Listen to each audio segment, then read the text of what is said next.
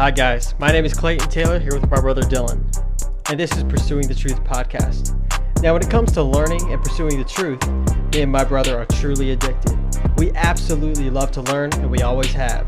So in this podcast, we take a relevant topic for today's audience and see what we can learn from each other in pursuit of the truth. Thank you guys for tuning in, and I hope you enjoy.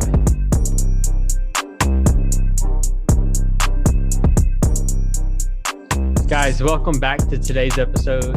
And in this episode, we're going to be talking about leadership that we admire, or leaders that we admire.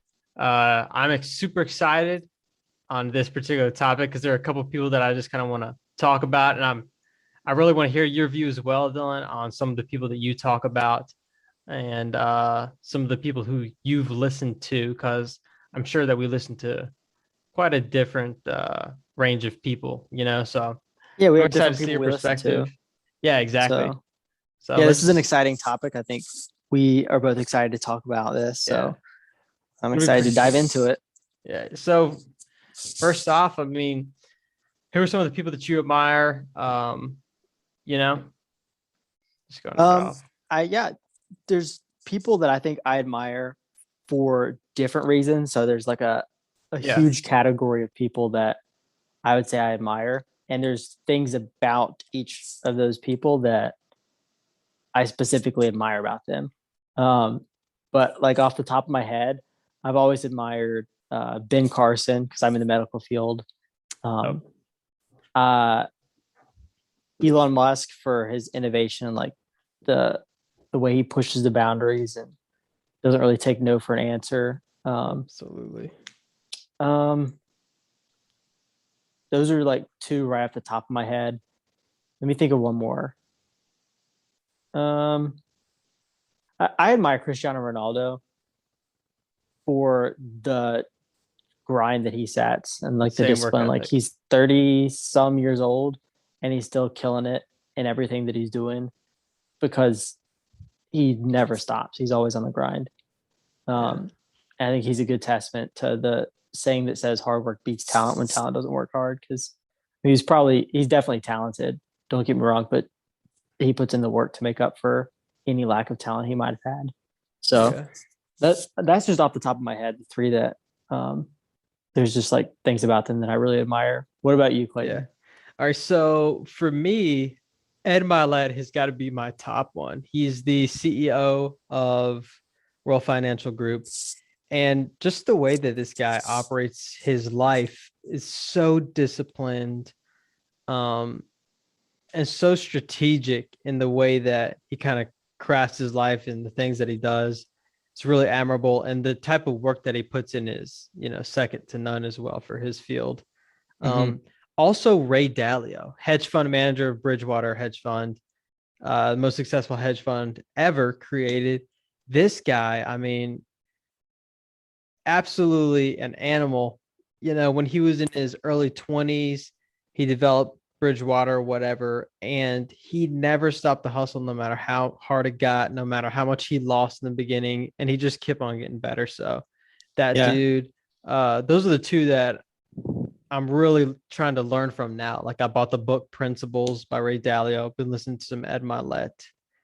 Obviously Musk, Ronaldo, all those people are great as well. I like Mark Cuban also. Mark Cuban's up there for me. Yeah. I mean, what do you like about Mark Cuban? He's just he can do it all, and the principles that he uses in his life, like for business or whatever, he doesn't care and he just does it all, like whether it's some business that he doesn't know much about, he gets into it, or he likes basketball, so he bought the whole Mavericks team, and he's always innovative in all the stuff that he does and all the businesses that he follows, just keeps on getting better. And the guy's like, 60s some, and he's still playing the game, and I love it. He's just such a hustler. Yeah, I'm sure a lot of people that are listening are familiar with Shark Tank and know Mark Cuban, but right.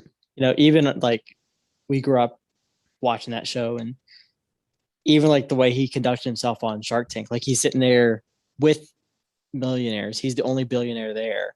Right. And he's probably like one of the more humble people on the Shark Tank. I would say, like, he doesn't brag about his wealth.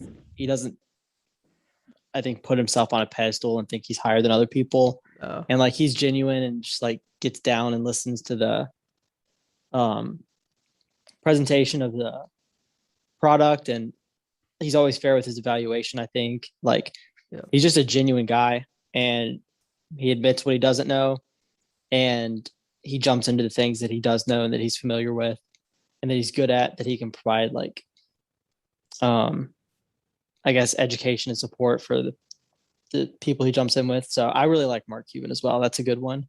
Yeah. And he's got such like a grind and a hustle as well. Like he was talking about how he used to sell trash bags door to door. And so like he respects when he sees other people do the door to door salesman tactic, because it's hard and you get rejected all the time. But like you got to drum up sales, and if that's how you have to do it, that's how you have to do it. And I like that he respects other people's hard work.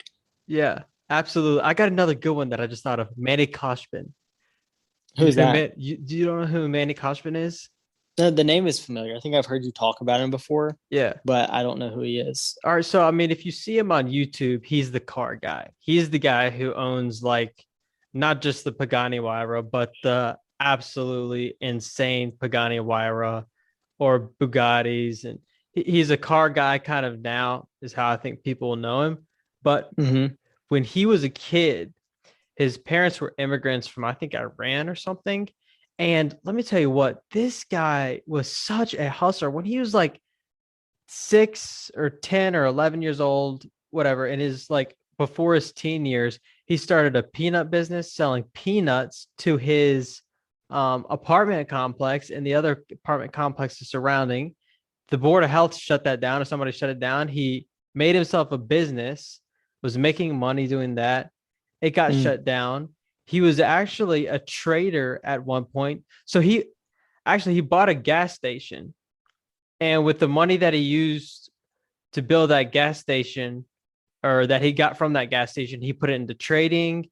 And he did get a little bit lucky with the bubble from the .com bubble, but he made like 600 grand from that. Then he started a business. But I mean, anyways, like he lost it all so many times and just kept on coming back and kept coming back. Yeah. Now he's like into real estate, but that guy's story is incredible as well.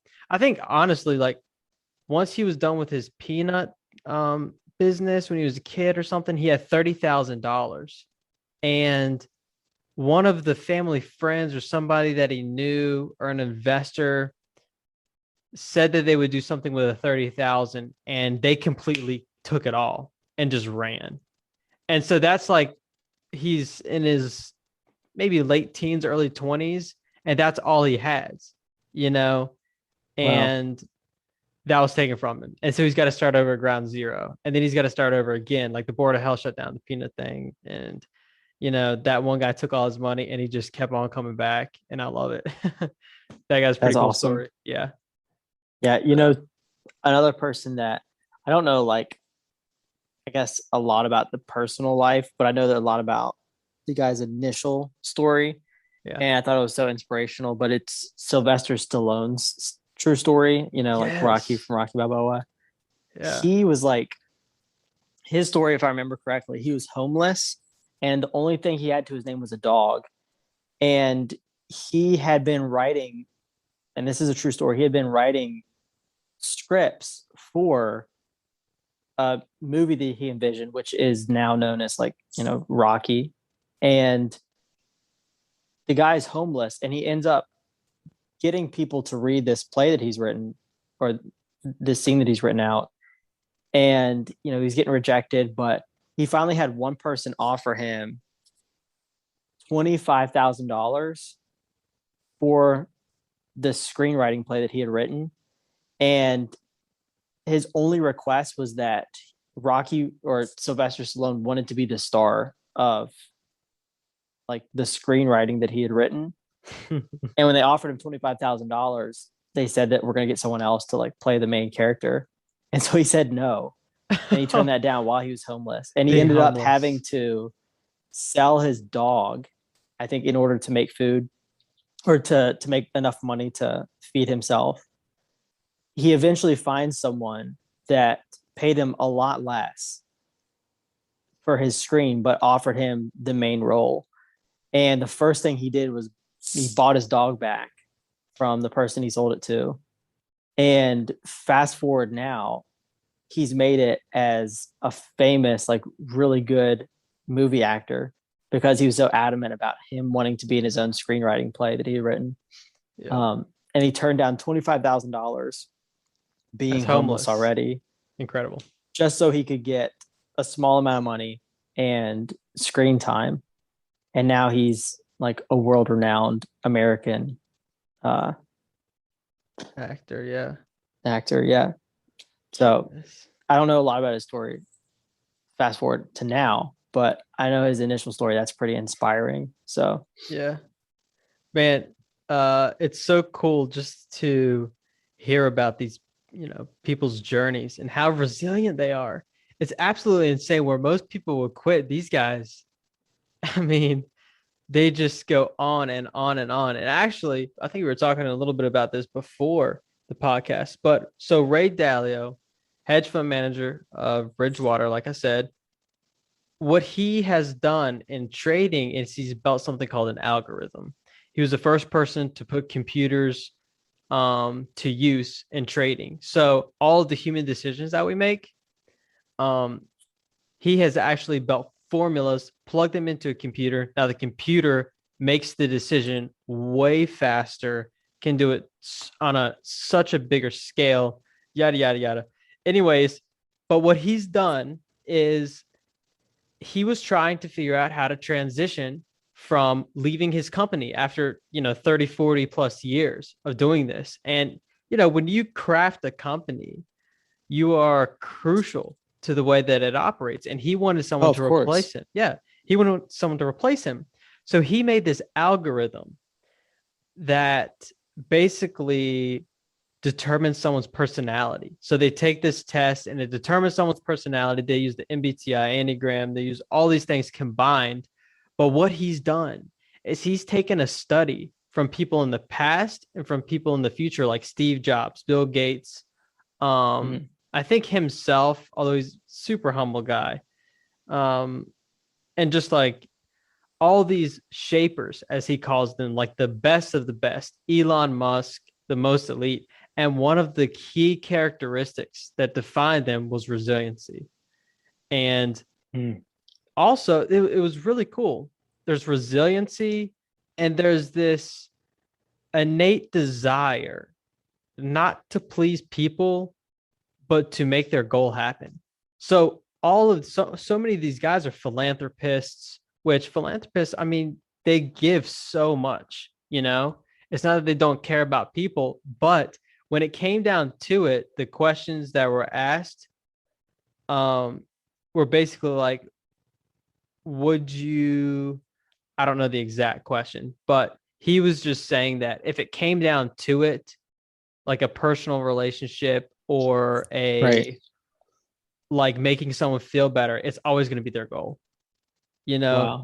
Or even making themselves feel better, in the moment, going through the loneliness or just whatever, you imagine like Sylvester Stallone, homeless for years, or just Manny Kajbin losing it all, or Elon Musk, just whatever. So I thought those are some cool characteristic traits. These guys are just uber resilient, Yeah. And you were talking about this algorithm this guy is making, like that is hard to do. Yeah. And I'm going somewhere with this. So it might sound like a rant for a second, but like your brain makes so many different decisions on a daily basis that I've done a little bit of coding. I'm not a good coder at all. Like I'm a very beginner coder, but the thoughts of creating an algorithm that is based off of like traders' decisions and traders' rationale is mind-blowing to me, because there's so many intricacies that the human brain can like work with at one time. Yeah. That when you're coding, you basically go down to the fundamentals. You go back down to like you would have to explain every single thing to a child is how you would have to interpret it. So the simple way you put stuff in is like yes or no. And so that's for everything. You can't just say like, do I want a cheeseburger? Yes or no. You have to say, you know, is this hormone stimulated? Yes or no. If it is, what hormone is it? Explain what hormone it is. Like going down to the intricacies of everything. So in order for him to make that algorithm that seems like it's working or that he's working on is very impressive. But that reminds me, we were actually talking a little bit before this. Someone else that I really admire from a business standpoint is Mr. Beast. And we were just talking about how he knows the intricacies of the game. He's at the top of the game right now when it comes to YouTube and posting good YouTube content that everyone sees and everyone likes. But he's there for a reason, and he knows his stuff inside and out. And what I was going to tell you that I couldn't remember before we started this podcast when we were talking is he hired an apprentice, we'll say, that literally did nothing but follow him around for a year. And at first I was like, that's the dumbest thing I've ever heard. But he was basically saying that he has so many administrative tasks that he has to do on a daily basis that it's shutting down his like creativity and his ability to do other things by this empire that he's built. Yeah. And so instead of trying to teach someone how to think like him, which is really, really hard, he just hired a guy. And for a year, the only thing the guy did was watch all the decisions that Mr. Beast made. And then at the end of that year, Mr. Beast like continued to hire this guy as a full-time assistant. But since the guy had watched him for a full year and kind of saw the way that Mr. Beast made the decisions and the way that he thought about things, he had a lot of confidence knowing that this guy was going to make similar decisions because the guy was hired for a full year just to pay attention to how he was making decisions. So that's like really, really smart and creative and like a brilliant way to kind of duplicate your brain in a way. Like I'm sure the apprentice is making like maybe small decisions and things that Mr. Beast would want to correct. But I mean, he just paid for the guy's whole salary for a year to do nothing but sit there and watch him. Like that's a great way to like have someone think like you. And then for you to be confident that you're going to make good decisions, you know, or decisions that you want to make. Yep. So absolutely. Like that creativity and that business mind, like he doesn't talk about a lot, but when you have opportunities and chances to hear it, I'm really impressed with the knowledge that he goes through or the knowledge that he has and the detail that he goes through on everything. Absolutely. So he's another one. Out. Yeah. Another thing that Ray Dalio does with his company before he had the algorithms, literally when you applied for his company and you got a job at his company, you had to fill out an hour's worth of tests and he created a baseball card for you.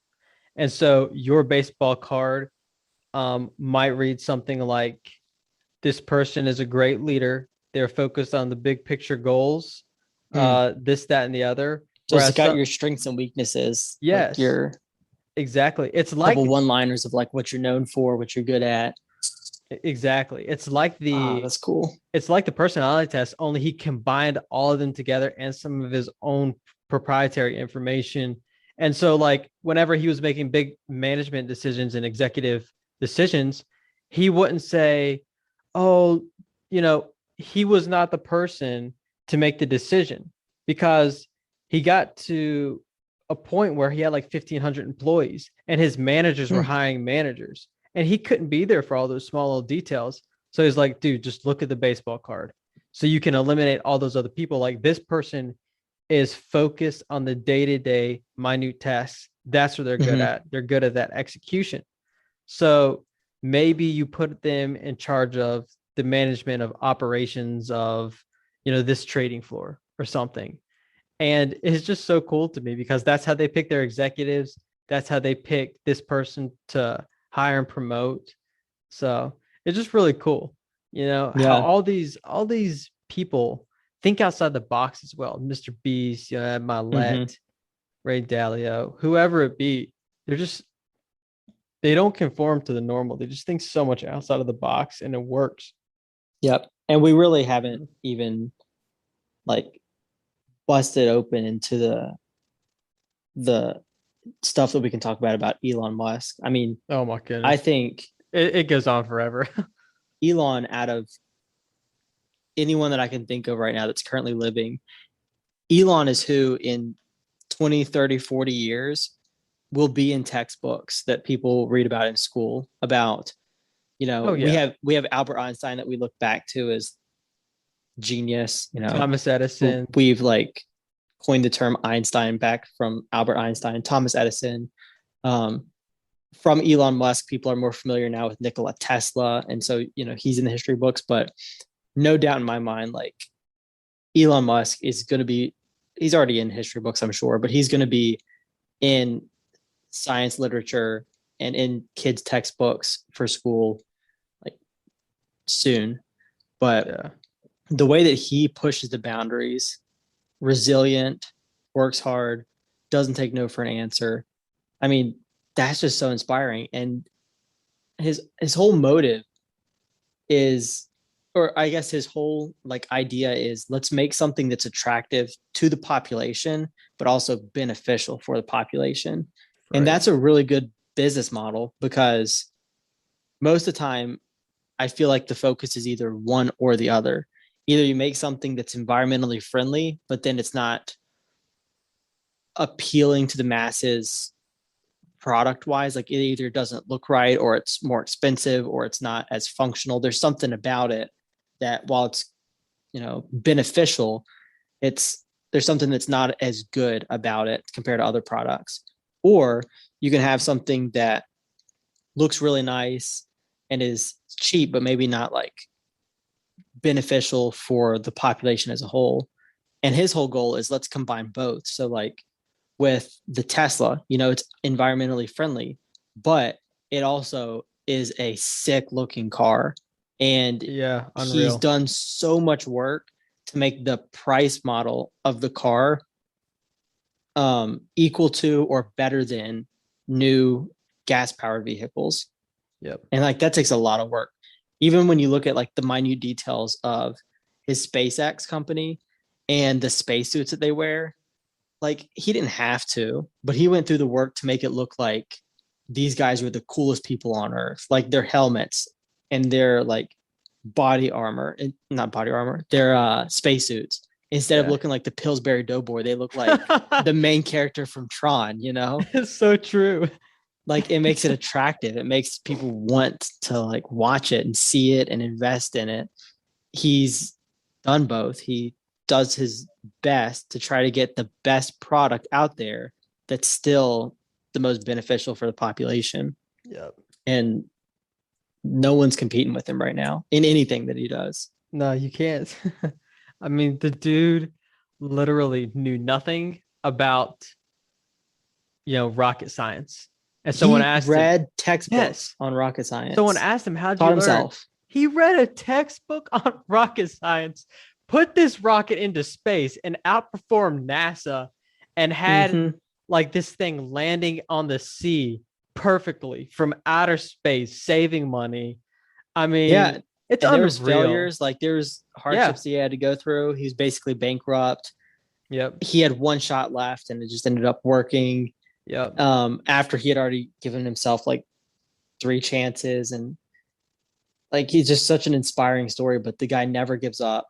No. And then his work ethic, like he puts in 100-hour weeks. He does. I mean, he just recently moved his company over to Texas, and he bought literally a cubicle pop-up house that sits on the property of the of his like companies. Oh my god! That he doesn't have to commute now. And this like at one point he was either wealthiest man in the world when Tesla popped off. Yeah, he was the richest man in the world, right? Just like when the stock went up because of how much he holds, and he will because it's going to continue to go up. Yeah, either way, he's like one of the wealthiest people in the world. But he decided to live on the same property as, I can't remember if it was, I think it was Tesla, but either the SpaceX or the Tesla company. And in a pop-up cubicle that's like smaller than an apartment. And he just decided to live there because the commute was better. He could be more invested in his companies. And like he just pours his heart and soul into it. And then his creativity, like he was trying to fund Tesla and he needed more money. So he created the flamethrower that he just advertised on Facebook and YouTube and any other social media account. And then every YouTuber's got one now. Yeah. And that's what he used to like help get himself some extra funding for for his other companies. Like no one's doing that, you know? Yeah. Didn't he call it like not a flamethrower? Yeah. And it was a flamethrower. He's just always pushing the boundaries, always, you know, just an example of someone that's never quitting, always pushing the boundaries and succeeding in everything that they do. Yeah. I love it. Mm-hmm. So cool to watch. I mean, at one point, you know, the guy found a PayPal in his basement or whatever, sold it for 187 million, put that into Tesla and SpaceX, and was willing to go bankrupt for those companies. Tesla because of how much he believed in them. Tesla was bombing. He had 3 attempts. On his 3rd attempt, right before he hits the launch button on his like rocket that he made for SpaceX, off of reading a stinking textbook, mind you. Yeah, and that's what people say. They're like, "Yo, this is not rocket science," you know. Like that's the comparison people use. Is like this isn't as hard as rocket science. Well, he's doing rocket science, and he taught himself.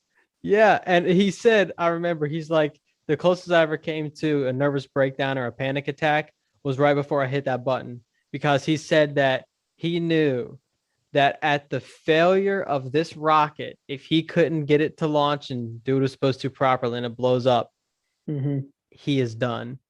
It was right around Christmas time. He actually had a nervous breakdown. Yeah. And he hit the button, launched into space, proved that he knew what he was doing, and then NASA gave him $1 billion grant to fly one of their rockets into space or whatever, or to use one of his rockets for one of their missions. But like, who's just cute? No one's doing it. Like he's recycling Who gives it that rockets. All? Yeah. You know? Like no. I don't even think I can grasp how hard that is. Yeah. But seeing that rocket stabilize and land back on the ocean on a little carrier, a little is ridiculous in the when ocean. You think about the size of the rocket and the fact that it's in space and then coming all the way back down to this little speck in the middle of the ocean, stabilizing and landing itself. Like just the fact that he did that opens up the doors for so many other possibilities. Like now cheaper space flight is possible and recreational space flight is being considered, you know, just because he's able to recycle rockets, and it's so much cheaper now that at some point in the near future, we're going to be able to send, you know, just like me and you can go up and visit the moon and then come back in a day or something. Right. Like it'll happen. Yeah, it will. No doubt in my mind. I mean, at the rate he's going, at what he's doing, you know, and there's other companies popping up now, but like even with electric vehicles, his goal was to make electric vehicles take out gas powered vehicles because it's good for the environment. And I think when he was asked about the competition that he's getting with, you know, other companies taking on electric vehicles, he's like, he wasn't concerned at all. He's like, you know, we have a good product, and my goal wasn't to, you know, make tons of money with this Tesla. It was to create electric powered vehicles. Yeah. And so everyone's doing it. That's fine. And he doesn't seem concerned that there's other competition because, I mean, his still looks the coolest. He was the first one. He still got all the good publicity. Like everyone loves him, you know? Right. Absolutely. So yeah, that's cool. I love it. Do you know any of Ed Milet's story? Because I feel like I talk about him all the time, but do you actually know any of his story? No. So yeah, explain it to me, explain it to the listeners. Yeah, it's pretty inspiring. I love it. I mean, everyone's different, you know. Elon Musk is an inventor, an innovator, you know, he's a Thomas Edison, Albert Einstein of our time. Whereas Ray Dalio is that in the hedge fund area. You know, Ed Milet is that type of person in business. He's like a motivational speaker, I guess, in terms, but his story is so amazing. So he was this small, scrawny little kid growing up. He started into sports, started into baseball, got really good, went to a college, met some amazing athletes, and then everyone was saying he was going to go pro. He ended up not going pro and being really depressed in life, you know? And he had all these tiny little bad habits that he has started, or actually, sorry, he has some good ones for baseball, but you know, after baseball, he just went off. You know, he was so depressed, he wouldn't get up off the couch. And his dad at the time was like, look, I got you this job at an orphanage. He's like, I'm not doing that. What are you, crazy? And the dad's like, look, you haven't been doing anything for months. You know, get up off the seat and go to this orphanage job. And so he did. And he started to see like how privileged he was and how much gratitude he had. So he said he started to stack his gratitude, you know, and he just started small and to stack his gratitude. So he listed the things that he was thankful for.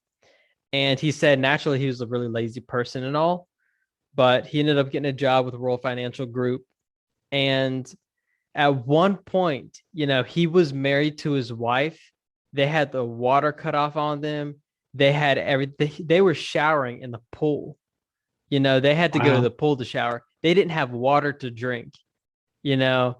And so even in those times, he was just stacking the gratitude. Like, well, I don't have water, but I'm grateful for this, or I'm grateful for my wife.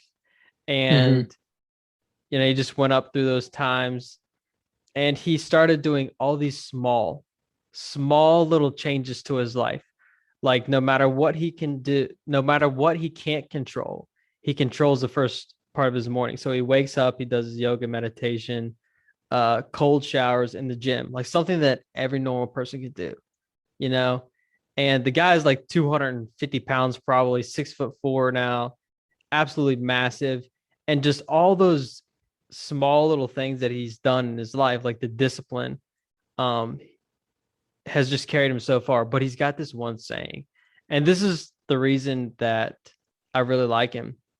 You know, he has this thing that he teaches everybody, and basically like your confidence and your discipline comes from keeping the promises you make to yourself. And the people who aren't headed in the right trajectory don't do that on a consistent basis. Yeah. It's such a simple thought. But if you look at all these people, Elon Musk, Ray Dalio, whoever it be, right, they all keep the small promises they make to themselves on a day-to-day basis, you know? Yeah. It's pretty cool. Yeah, because the hardest battle, I think, is within yourself. Like if you can overcome yourself making excuses and not doing things, then like I think you can walk in, you know, a fair amount of confidence, because that's hard to do. That's hard to tell yourself you're going to get up when you want to sleep in, you know, make and break bad habits and start good habits. Like, so I can see that. I really can. Yeah. And there's a lot more that I'm forgetting. And the story is so interesting and pretty inspiring. But those are just a couple of points that I thought were pretty cool as well. Yeah. You were saying that he was 250 pounds and like massive. Does he overweight, you mean? Or like, is he like, no, he's jacked, healthy man. and shape? He is jacked. Okay. Yeah. Every single day of his life, he goes to the gym. And another cool thing about him is he has taken so much time to understand what makes people work as well. And that's one thing that I admire about him, is that he not only just does the habits himself or whatever it is, but he understands to a deep level what someone's going through. So he even has this really cool story. He was in the gym and he's, you know, 6'4", 250 pounds. Amazing. He's an animal, right?